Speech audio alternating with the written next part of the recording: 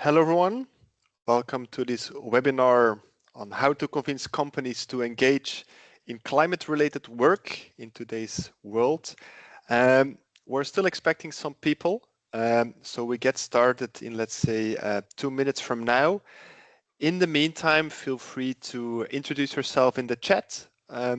Just very quickly, your name, the company you're working for, and and where you're today, so where you're joining this webinar from. And now we get started in 2 minutes.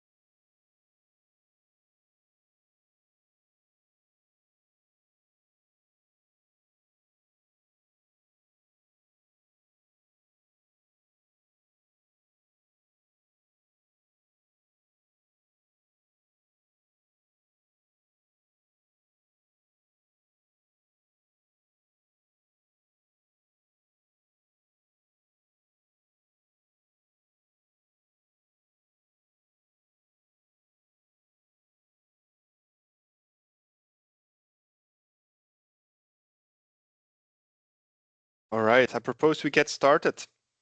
Welcome everyone. Welcome to this webinar, joint webinar by Carbon+Alt+Delete and Climata Technologies on the topic of convincing companies to engage in climate-related work in today's world. Very happy to have you all. Also very happy to share the floor today with Sebastian. I'll give Sebastian the floor in a second to introduce himself, but maybe 2 words about myself for those who don't know me yet.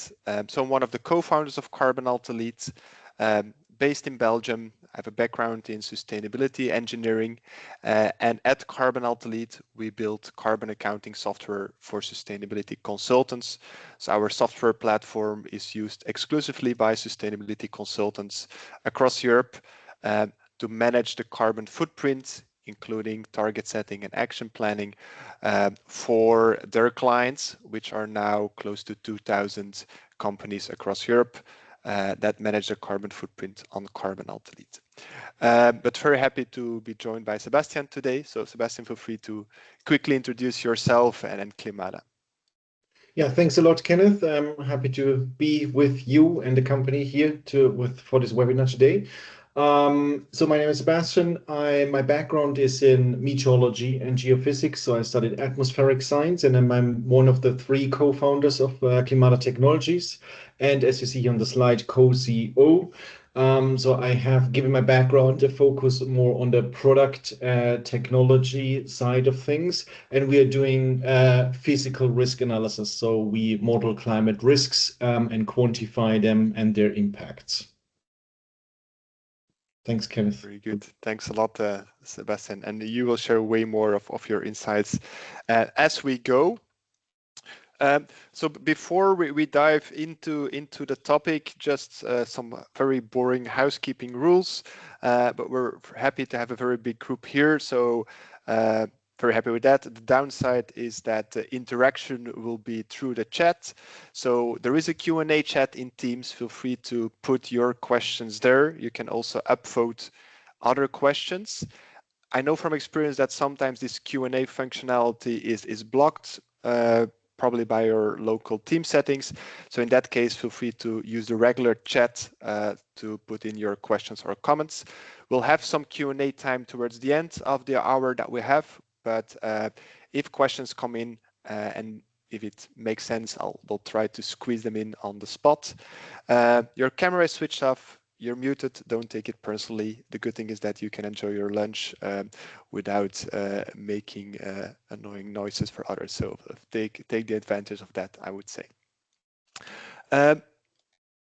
On the topic of today, or to position the webinar of today in our broader set of Carbon Expert series.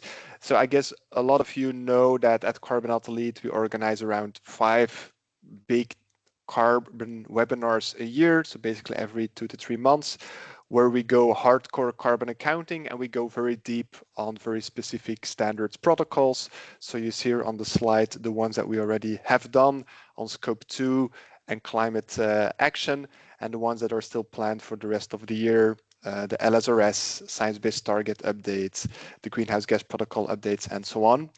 Today is a slightly different topic where we take a less pure technical approach, but more, let's say, a communication approach. So the webinar today is about convincing people to take action on their climate impact.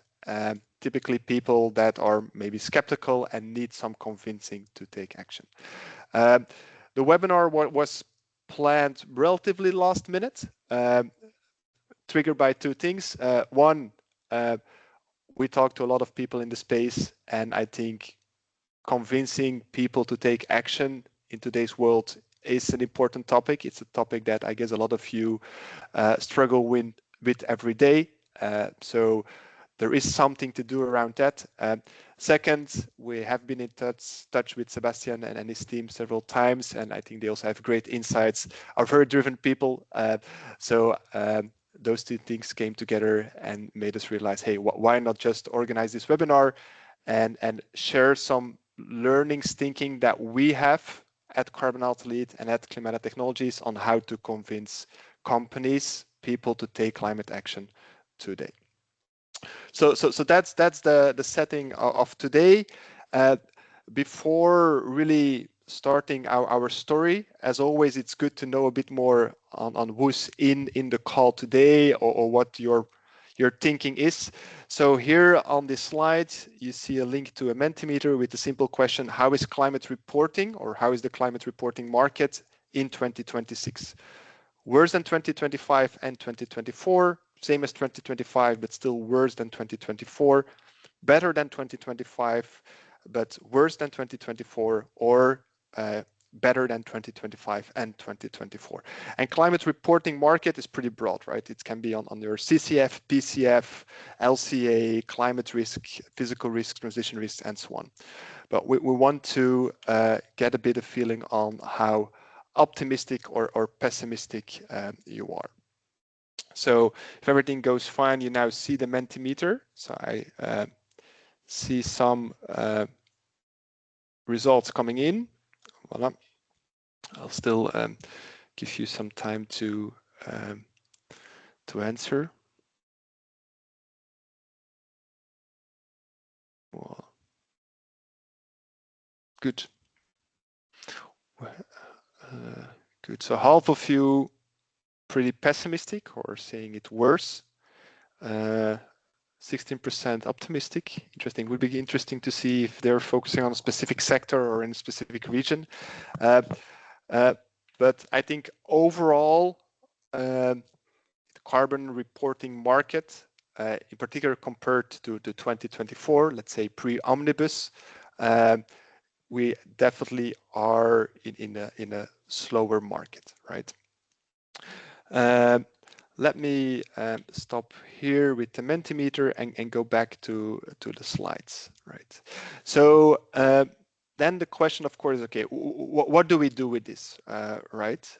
What's the so what of this? And before giving Sebastian the floor, I maybe want to share some, I don't know whether it's provocative, but almost my personal reflection on this. Over the last couple of months, I sometimes wondered, okay, are we as Carbon+Alt+Delete or me as a um, climate professional, are we in a perfect storm where on the one side we're attacked by almost climate denialists, and on the other hand we're in an AI world which creates a lot of opportunity, but it's sometimes also scary, right?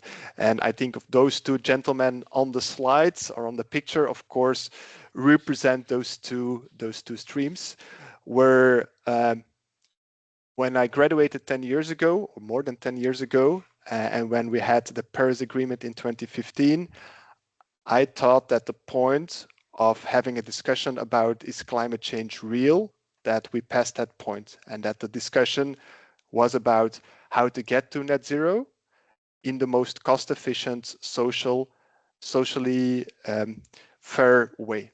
That was then, I hoped, the big question we still had to discuss. Now we have basically a climate denialist as the leader of the free world. It feels we're back to square one, where sometimes we still need to convince even people that climate change is real, and this is something we need to address.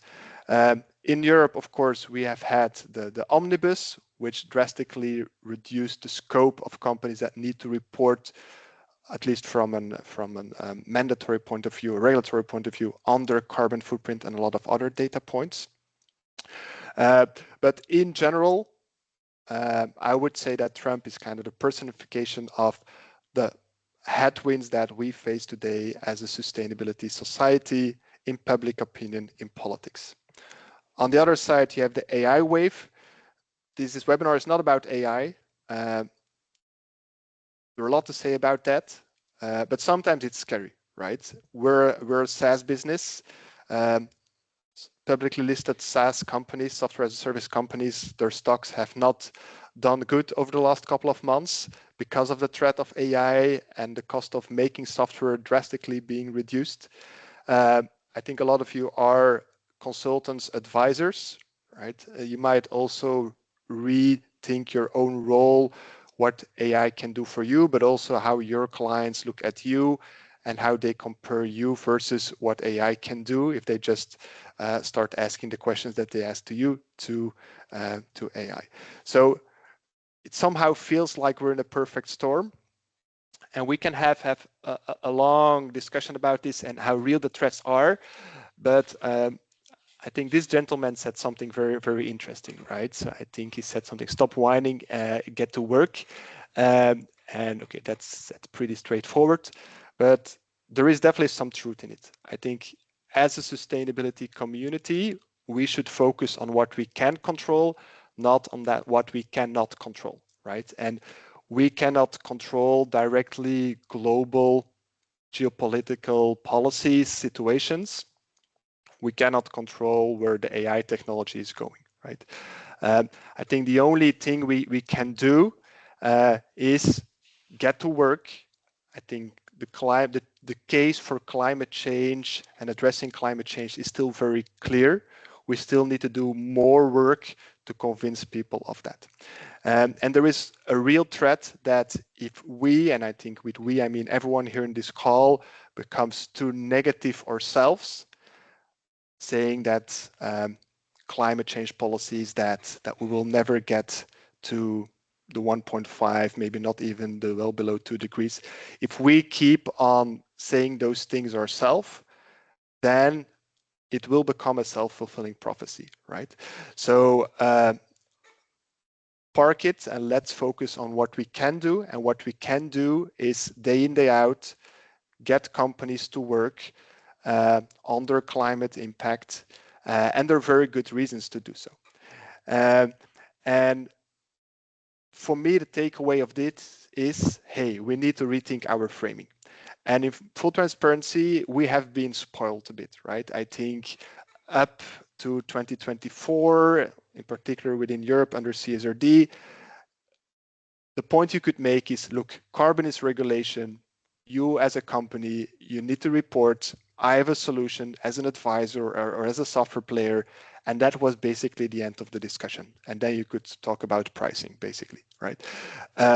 Which was very easy, but we have been spoiled, right? Now we need to go back and say, okay, but then what is really the business case for companies to start working on their climate impact. And then carbon is risk becomes the next thing, right? Okay, can we quantify or translate carbon to risks and then translate that to euros or pounds or dollars to make really a very financial sound business case? And there are a lot of arguments to find and to make this business case.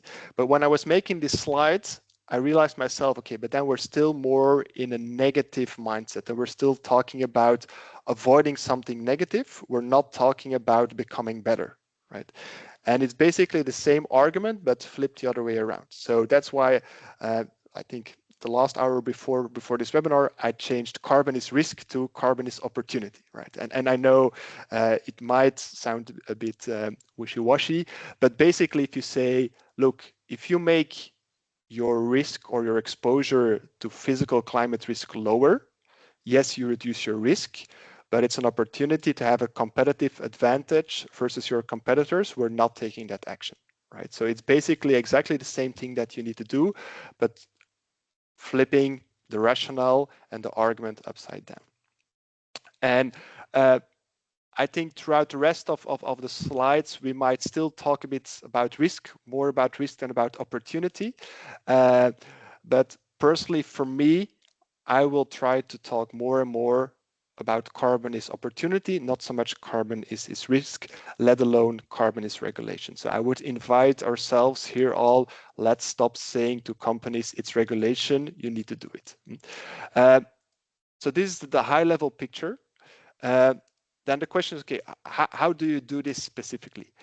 And the work that we need to do is carbon is risk or carbon is opportunity to make that very specific, very tangible for the people we're talking to.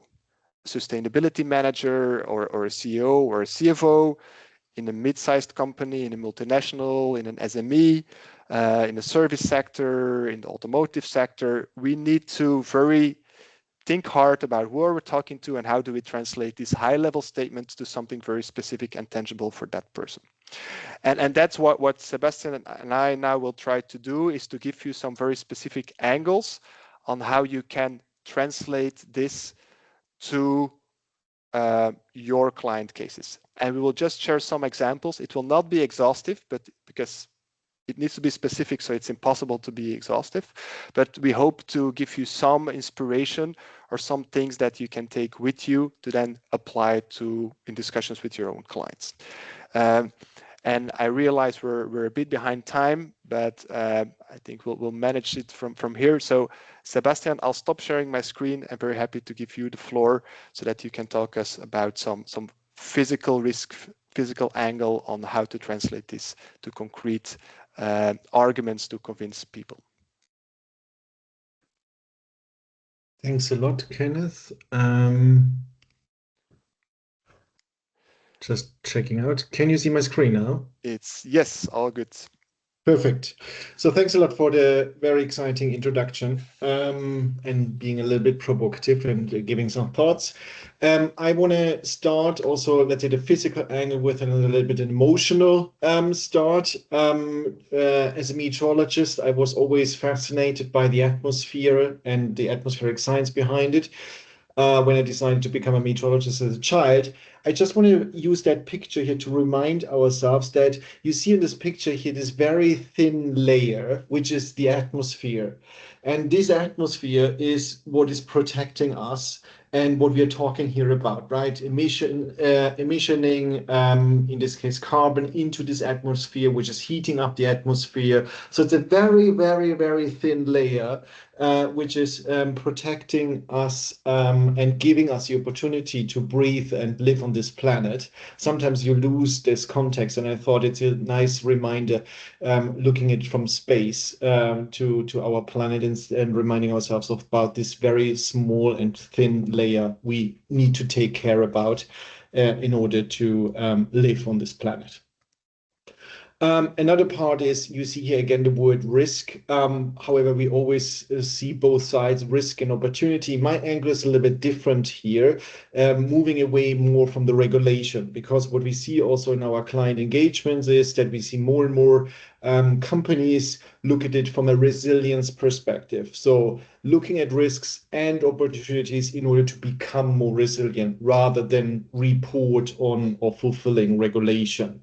There's a number here for the first half of 2025 with this 162 billion loss. Just to put that number in perspective, you take the entire Earth population of 8 billion, that means $20 per person. That was the loss only for the first half of last year. That gives you, due to severe weather events, so extreme weather events.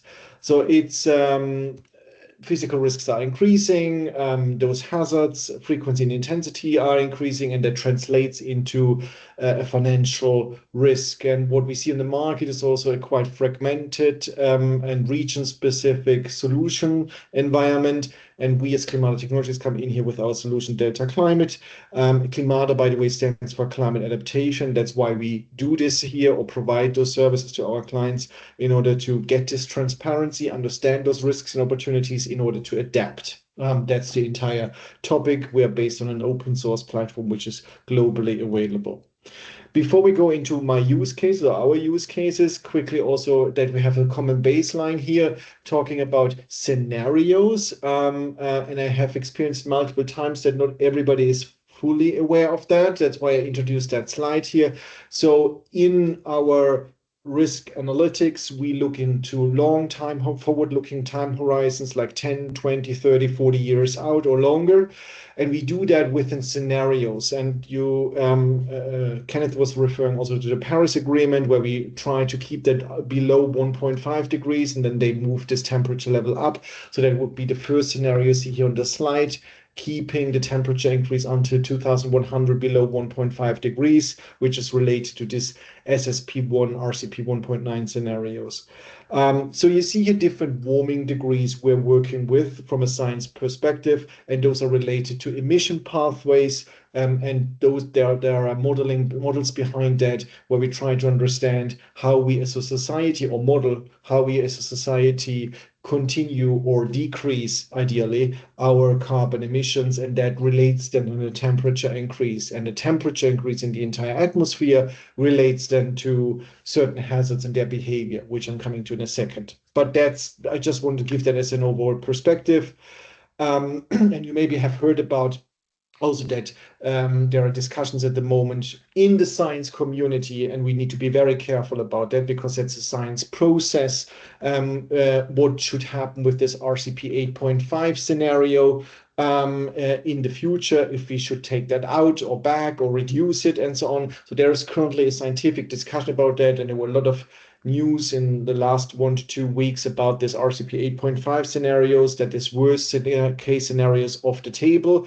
So I'm just saying here, that's not the case yet. This is still a scientific process, where they relate and think about those scenarios. And that will result in a new revised version of those scenarios, probably next year with the next IPCC report. What we do in the client cases you will see is we combine different data sources as well. So I was talking about hazards. So we model first how each of hazards, so hazards are extreme weather events, develop in the future over time in terms of increase of frequency and intensity. We simulate that into the future, like what I said before, under different scenarios for the next, let's say, almost 100 years. And then we combine that, I'm going now to the bottom part of this slide, with the exposure data of a certain company or a bank portfolio, whatever we are talking about. So what we need is a physical asset on the ground. There could be a factory, a store, but also a railway track or a road, which we analyze how this asset is or will be affected in the future due to climate change compared to now. And then we combine it with the fourth component, which you see on the bottom left, which is the vulnerability part, where we translate that into potential impacts. And impacts could be damages and losses on buildings or any type of infrastructure, or it could be also what we say indirect impacts, how, for example, the population is affected by heat stress, and that translates into labor productivity, for example, or it translates into crop yield loss, if you think about agriculture. or business interruption and things like that. So we have or build constantly an entire catalog of impact functions or vulnerability functions in order to translate what is happening in the future compared to today. Now, talking about the case studies, I brought 4 case studies. This is a more general one coming from the hospitality area where we have quite a couple of clients and did a lot of mandates, and they want to understand how seasons are changing, but that's not necessarily linked to this industry only.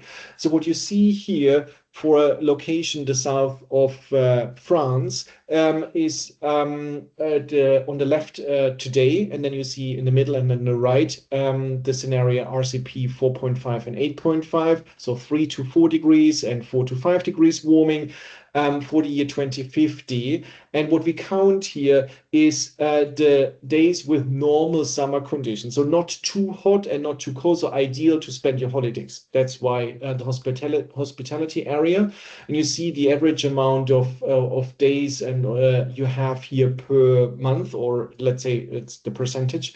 And then you see how that is increasing. So there's here those shaded areas in blue or red on the right. And then you see also for the summer months, they are capped. So we reach 100% or even above.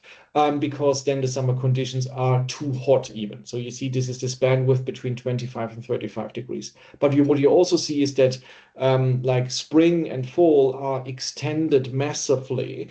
So we see indeed a huge shift with those seasons, which the entire hospitality industries keep on thinking how they can adapt in terms of different opening hours or times when, and that has also then impact on, let's say, the airline industry, for example. So that's just one example how a very simple analysis, how ideal summer conditions shift have an impact on an entire industry.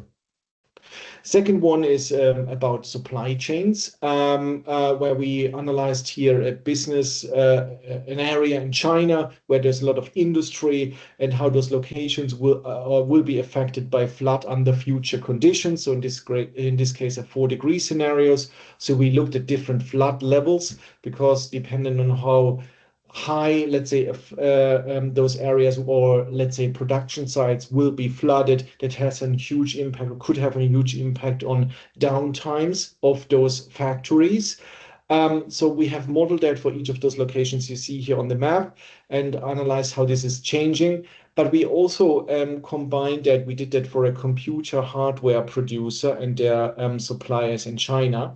So we have also combined that then with the vulnerability of those factories and even worked here with a best case scenario and a worst case scenario when it comes to a downtime. And you see also how this is shifting, right? So see here for the year 2030 and the year 2050 for a 4-degree scenario, how a 1 in a 50 year and a 1 in a 100 year event would affect this factory. And this is at the downtime here in months, right? So imagine you would have a 1 in a 100 year event or even a 1 in a 50 year event. The factory will be down by 2 to 3 months or up to 5 months. Oh, sorry, even in the worst case scenario with a high vulnerability of a factory by 2050. So that's a huge increase compared to today and gives the client, and they usually translate that average downtime in month into economic losses, then what that means. Or even thinking about changing the supplier or even moving the factory if you're the owner of that site. One element how you can reduce impact is adaptation. Also here, manufacturing industry, in this case, we have done that for an automotive supplier. And what you see here, we have looked at different adaptation measures. So you see here a relocation of stuff which is mobile, which you can bring from, I don't know, basement into the first or second floor of a factory, if that's possible. Then easy things like sandbags you can put there as a flood protection measure, or real structural changes. Or as the red bar shows you the combination of all measures together. And that's interesting now. You see here on the left baseline, and then in the middle 2030, and then the right 2050.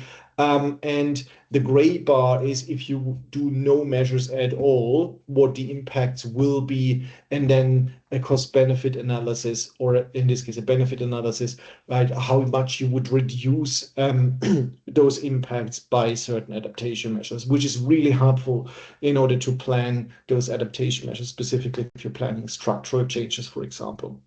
Um, the fourth case is a dashboard we have built for the Bank of International Settlement and their insurance department, because they want to understand how future premiums of insurance will develop. In the entire insurance industry, and I worked in the insurance industry for 6 years, is basically geared to an annual review, usually, of the premiums, and then recalculated based on observation data, so based on the last 30, 40 years.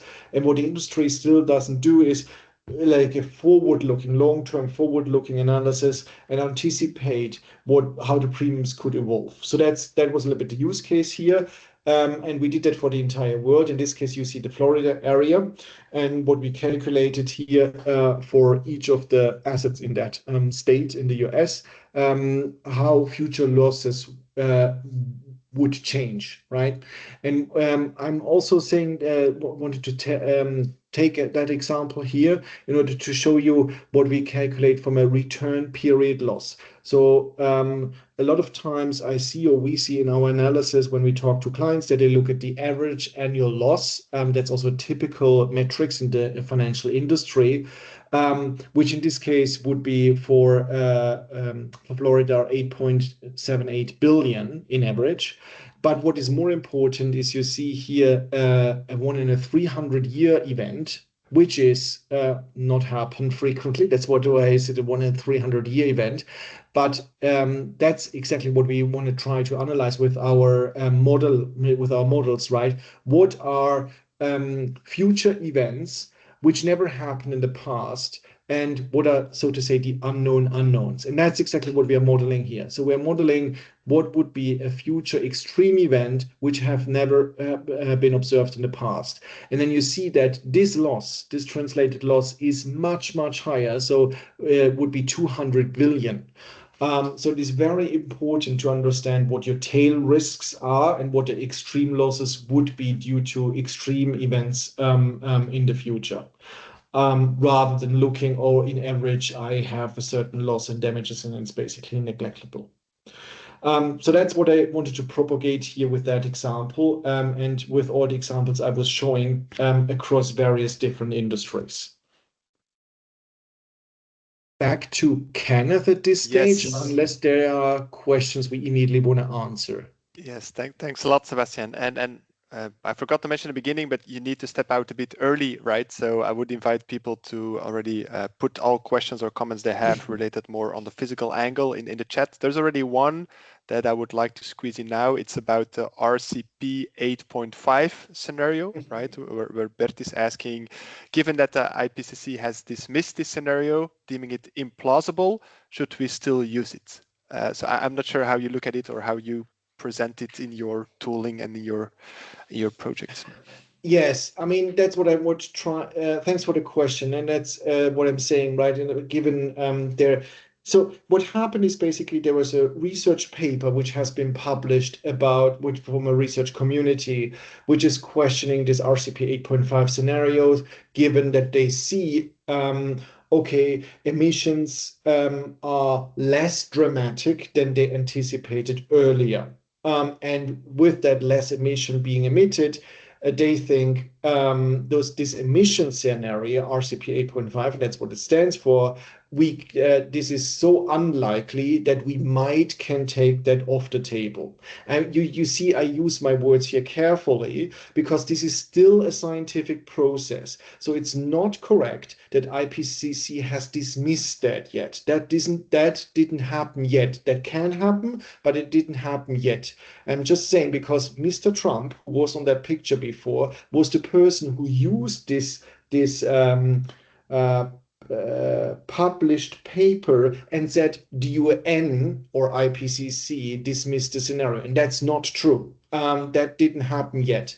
So this is still a scientific process. That's what I'm saying. That's one part of the coin, so to say. And the second part of the coin is, or the other part is that we still don't know, even with the emissions we are currently projecting or simulating under different scenarios, if the related temperature increase is like the 3-4 degrees, if this is the case or if it is even more. And I'm talking here also about trigger points and so on. So this is not completely well understood. So I would be very careful now jumping the gun and taking this RCP 8.5 scenario out of the analysis. So we're still providing that. We keep on providing that.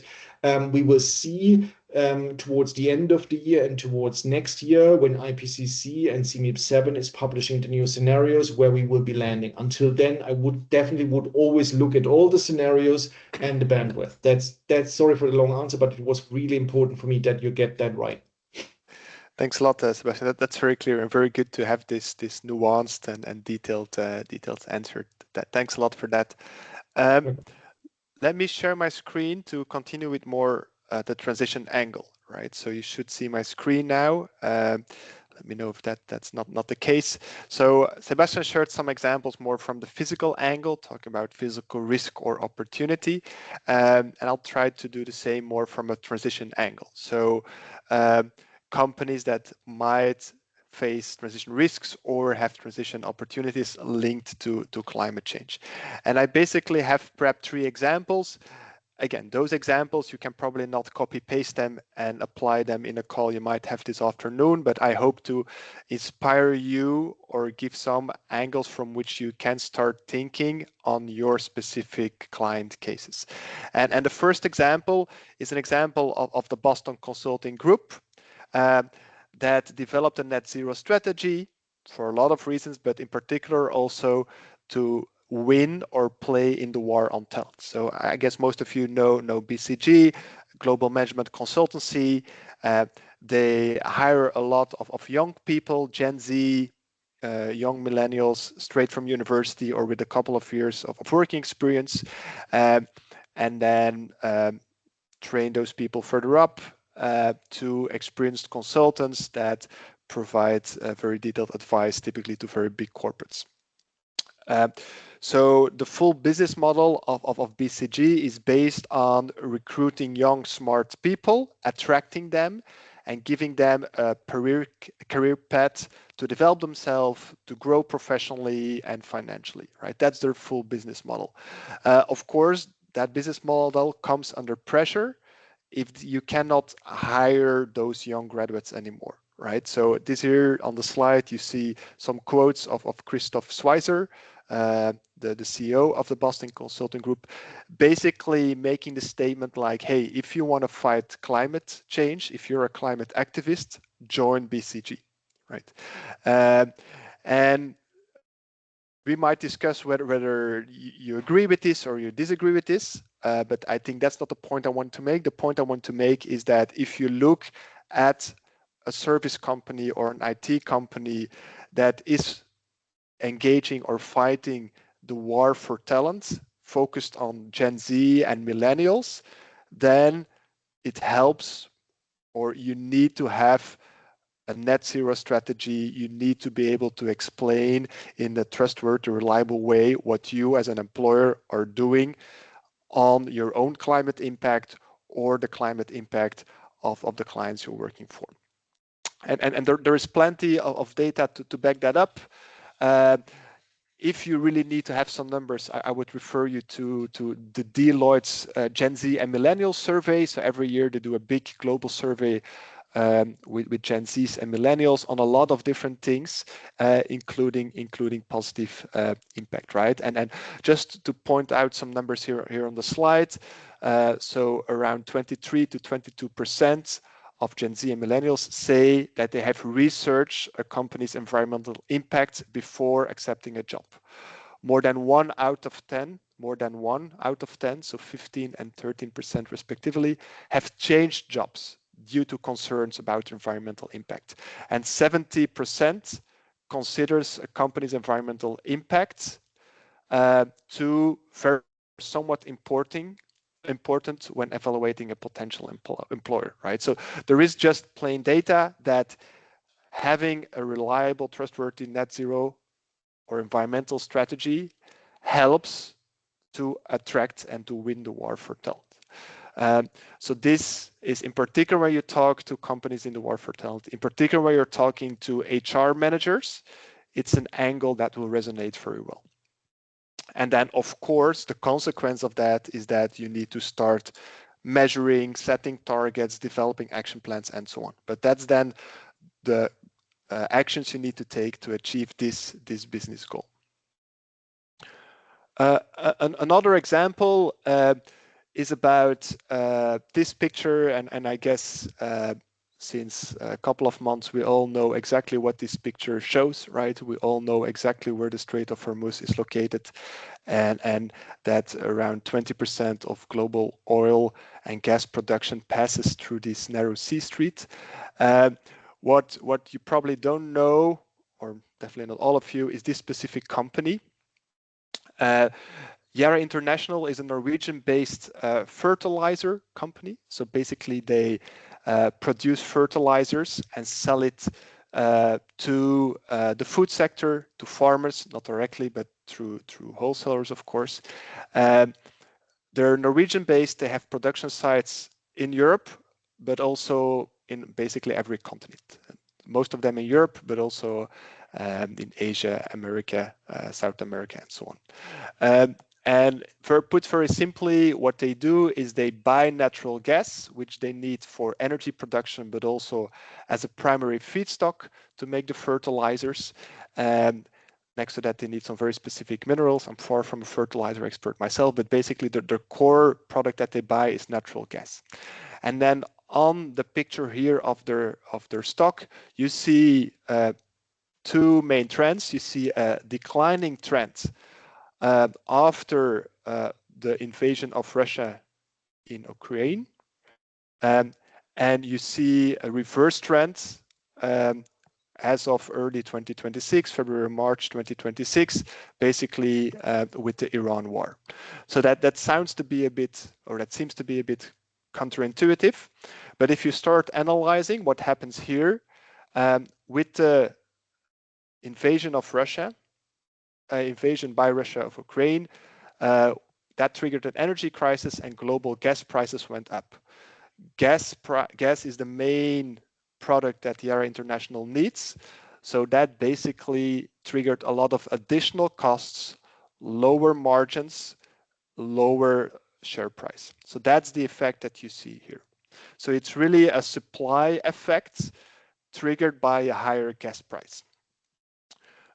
What you see here with the Iran war is that it's more a demand effect, because the Strait of Hormuz, also a lot of the competitors of Yara are basically located here, and they produce fertilizers here, very close to where the gas is, and then the fertilizers needs to be shipped. Sorry, here is my mouse. So basically in the Gulf, and then they need to export their fertilizers through the Strait of Hormuz. Of course, that's blocked right now. So Yara has now a competitive advantage on the demand side, which triggers an increase in their share price. What has this to do with let's say carbon footprinting? This is exactly the scope 3 value chain angle, right? If you would map the carbon footprint of Yara, you would see that of course a lot is with their gas consumption. And then including the shipping of the gassing, which is in their scope 3, which would identify, hey, we are basically buying this gas from a handful of players, or we're very and 90% of our carbon footprint is linked to this natural gas. So we're very sensitive to a change in natural gas prices, right? That's basically is one-on-one visible in your carbon footprint. On the downstream part, they would see, okay, it's not one-on-one visible in the carbon footprint, but there really you have the competitive field. What are your competitors doing? Where are they located? And do you have an advantage versus them? But you see here that fossil fuels, if you start to map them in your value chain, where you need to buy them, where your clients are using them. That links one-on-one to your fossil fuel price risk.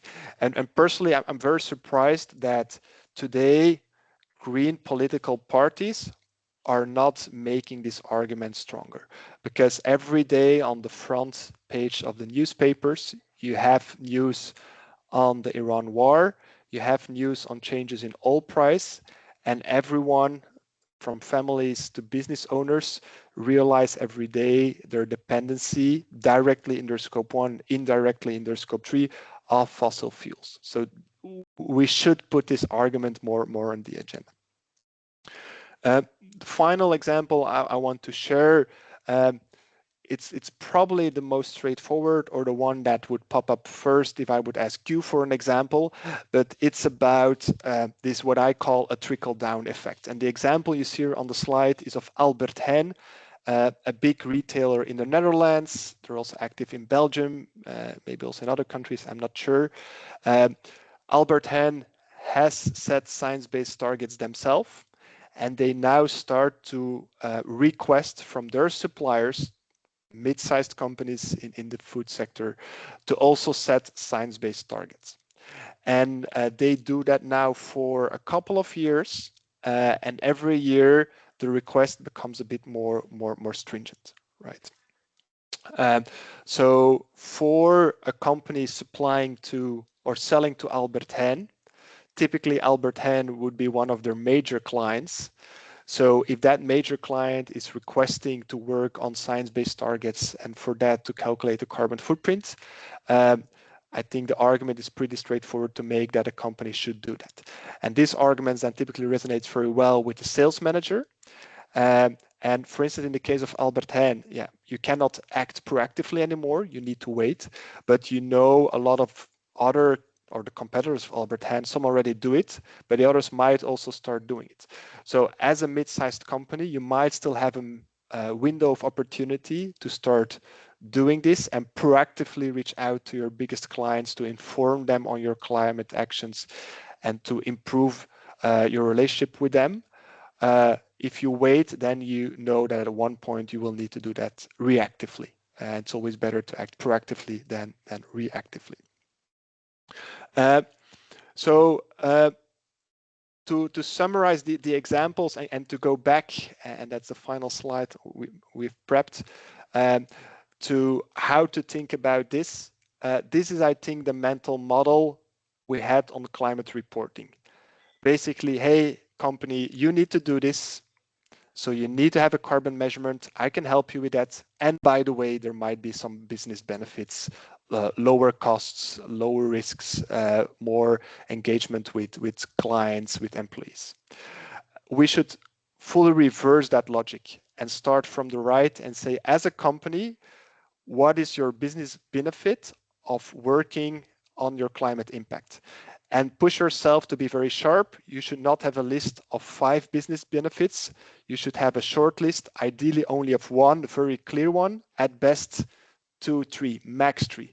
But be very specific, what is now the business benefit for a company to start working on their carbon footprint?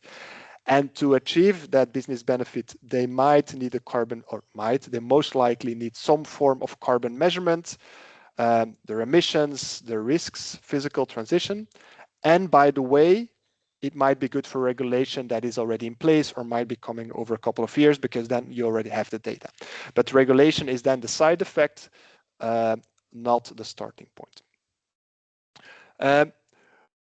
With this, I hope we've given you some inspiration on how you can translate or bring this talk about risks and opportunities, preferably opportunities, don't talk about regulation, to your clients.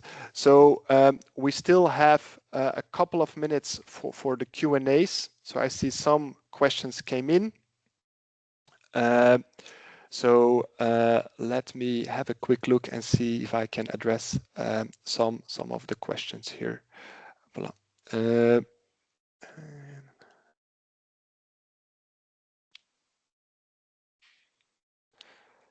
Voilà, good. See here a question. Do you think that in the current situation, the biggest clients are still pushing their suppliers on this topic. So it's a question of Clément. So I think there might be other people here in the call better positioned to answer that question, right? So we at Carbon+Alt+Delete, we talk mainly to sustainability consultants, less directly to sustainability managers. What we hear if we talk to sustainability manager or indirectly to sustainability consultants is that this trickle down effect of, hey, my biggest client is asking about my carbon footprint, is still driving the market a lot. Depends a bit on the sector, of course. I think the retail sector, big food retail chains, are definitely leading in that. Some very big institutional investors are still leading, doing that as well. So it depends a bit on the specific sector in which the company you're working for is active. But that's still happening, and then it happens for two ways, for two reasons. One, either this company, this big client, is still under CSRD and then starts to trickle down and ask their supply chain, hey, what is your carbon footprint? Or it's driven by the science-based target, that this big client has set a science-based target, and then as a result of that needs to engage with its suppliers. So, and I see Sam and Crystal also answered that. Construction in the UK, aviation and retail in the UK. Question from Sam, do you see there being a bit of pushback on setting science-based target to keep the biggest client happy? As you mentioned, mid-market companies are increasingly being pushed to set science-based target, but in terms of value chain complexity and reducing carbon emissions, mid-market suppliers face some of the hardest challenges in acting on carbon emission reduction. So, but I agree with what you say, Sam, right? So there is certainly, and excuse my French, sometimes a tendency to push down the shit push the shit down to the value chain where complex questions on, hey, what is the scope 3 of this specific product, then are pushed down to intermediate smaller companies that still then have to tackle the same question. At least my perception is I don't see pushback on setting science-based targets because the big clients asking it just do have the power over smaller suppliers to impose it. That being said, I do agree that it might not best be the most meaningful or cost-efficient action for a mid-sized company to set science-based targets as a first thing to do, but is a strong starting point, right? So I think I still see more value in it than I see downside in it. I think in general on science-based targets, there is a discussion also with that upcoming update on the net zero standard, the role of market instruments, what will happen with also those big companies that will not achieve their scope 3 targets that they have set for 2030, right? So I do expect over the coming years continuous debate on the role of the science-based targets and what does it mean to have a science-based target and to miss it. But today I still see a lot of value in this bigger clients requiring smaller companies to set a science-based target, and that being just a good starting point for mid-sized companies to get started. I'm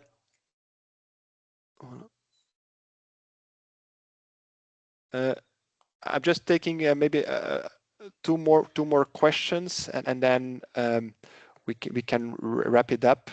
The question from Floris: what approach have you seen be most successful in terms of approaching and speaking to a company? In other words, how do you start this engagement and conversation? So I'll